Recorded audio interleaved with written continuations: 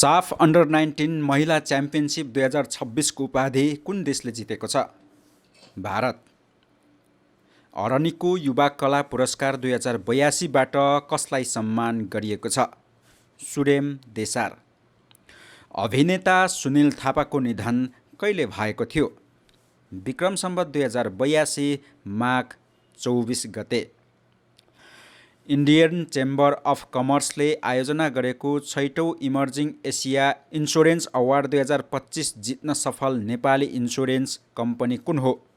सूर्यज्योति life insurance. Nepal बीमा प्राधिकरणको पहिलो महिला अध्यक्ष को हुन्?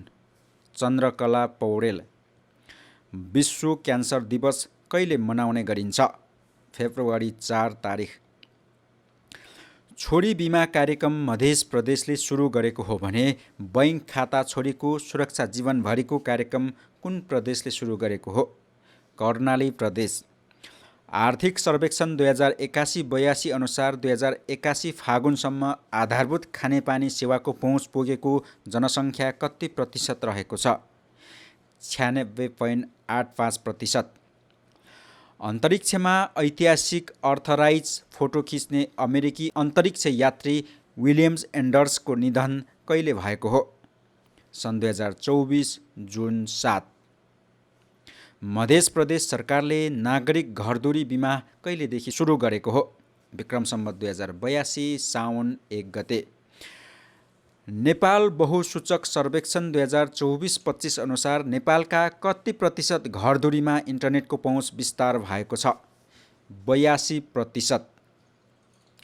नेपालको कुन ठाउँमा कृषि अनुवांशिक केन्द्र जिङ्क बैंक रहेको छ? ललितपुरको Khumaltar.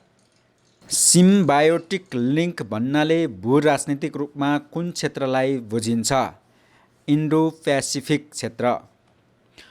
Global AI adoption in 2025 a widening digital divide नामक प्रतिवेदन अनुसार नेपालको कामकाजी उमेरको कति प्रतिशत जनसङ्ख्याले जेनेरेटिभ एआई प्रविधि र टुल प्रयोग गर्ने गरेका छन्? करिब 13%। फोर्ब्सको नयाँ तथ्याङ्क अनुसार विश्वको सबैभन्दा धनी व्यक्ति को हुनुहुन्छ? Elon Musk. सन् 2025 मा अर्थशास्त्रतर्फको नोबेल पुरस्कार पाउने व्यक्ति को हुन्? जोएल मोकिर, फिलिप अगिअन र पिटर होभिट।